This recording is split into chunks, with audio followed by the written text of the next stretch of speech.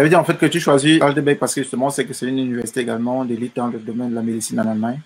Et c'est quoi les conditions d'obtention, en fait, d'admission à Heidelberg? Est-ce que à la base, il faut avoir un baccalauréat avec une mention très bien et à côté, un DSA 3 ou un test DAF 5? Comment se fait au niveau des critères? Ces deux critères-là, si on prend seulement ces deux critères. Bon, l'université de Heidelberg, c'est la meilleure université de médecine en Allemagne et c'est l'une des meilleures dans le monde. Les critères d'admission en médecine, il faut dire que c'est ce qu'on appelle le numéro de Gauss, donc c'est limité. Et c'est régulé pas seulement au niveau des universités, comme les examens qu'on fait en médecine, c'est régulé aussi au niveau de toute l'Allemagne. Et ça veut dire l'université de Heidelberg répond aux critères comme beaucoup d'autres universités où on étudie médecine en Allemagne. En ce qui concerne, c'est différent.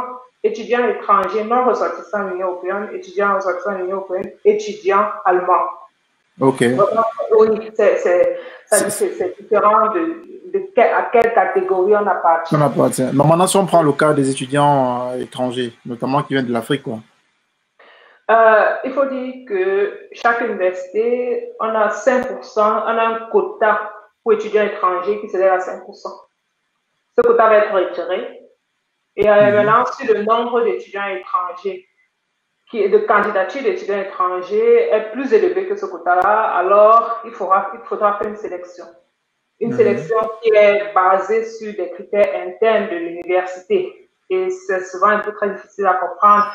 Et ça va prendre beaucoup de choses en considération, parmi lesquelles une formation professionnelle. Ça aussi, c'est important. Les gens qui ont peut-être eu déjà à faire une formation, que ce soit en sage-femme, que ce soit en infirmière, que ce soit en technicien de laboratoire, quelque chose qui a à faire avec le domaine médical.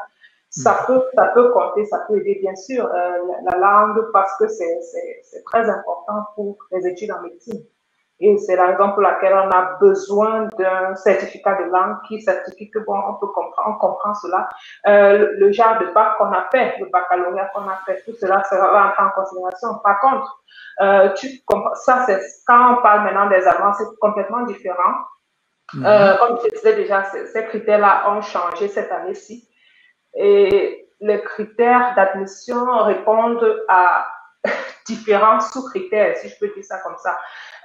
Il y a 30% des places qui seront données juste à travers la note au baccalauréat. Il y a 10% qui seront donnés à travers des tests d'aptitude supplémentaires. Et il y a 60% qui sont des critères que l'université donne. Et ça dépend de chaque université. Par exemple, il y a des universités qui, dans ces 60%, ça sera un système de points. Il y aura un nombre de points qu'on va accorder à chaque candidat. C'est vraiment compliqué à comprendre. Et chaque université, dans certaines universités, par exemple, il y a ce qu'ils appellent, il y a un test d'aptitude. Comme il y a certaines universités qui vont prendre le test qu'on appelle TMS, mais là, c'est pour les étudiants allemands. Et d'autres universités qui vont prendre un test qu'on appelle le Hamburger Nachttest. Comme le nom dit déjà, c'est juste à Hambourg.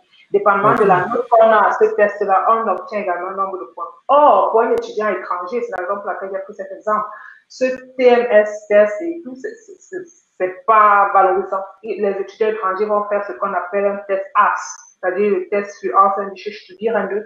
Ça peut par ailleurs augmenter leur chance d'avoir la place en médecine. À côté de ça, il y a des universités qui vont faire des interviews, qui vont faire des entretiens, ce qui est bien juste pour connaître la motivation du candidat. C'est encore mieux d'être en tête avec celui-là qui veut faire les études que juste d'avoir son dossier. Parce que comme je pense que l'être humain n'est pas seulement un dossier. Et si on a la possibilité de montrer sa motivation à travers un entretien, ce qui est encore mieux, ou alors à travers une lettre de motivation, ce sont dans ces critères-là qui peuvent influencer sur le fait qu'on obtient une place à la fin.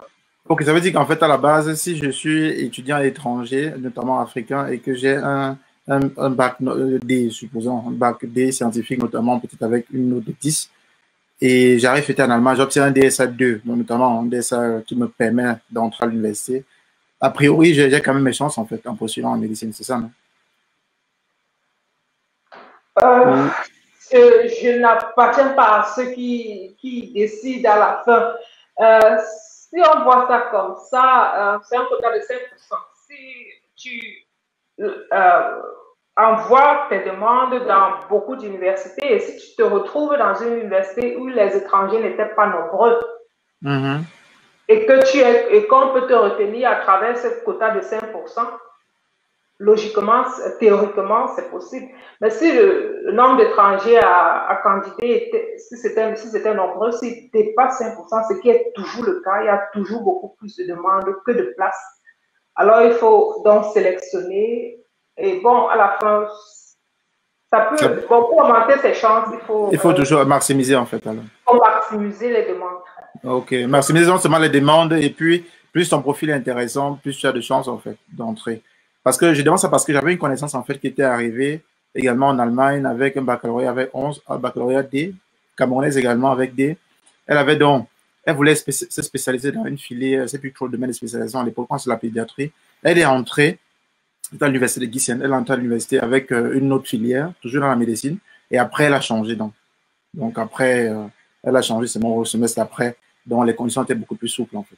Oui, bon, tu vois, ça correspond un peu aux critères du genre quand l'université dit ça, ce n'est pas seulement la note bac, c'est pas seulement, mais le fait qu'elle a étudié autre chose, le fait qu'elle a, ça appartient à ça, même les tests scientifiques, ils comptent tout ça, même le fait d'avoir fait du bénévolat, dans tous les certificats. Tout ça compte également. Oui, il faut mettre ça dans les demandes. C'est vraiment, c'est important. Comme on dit souvent, on ne connaît pas le caillou qui va mais ça, c'est très important parce qu'en fait, maintenant, tu commences tes études.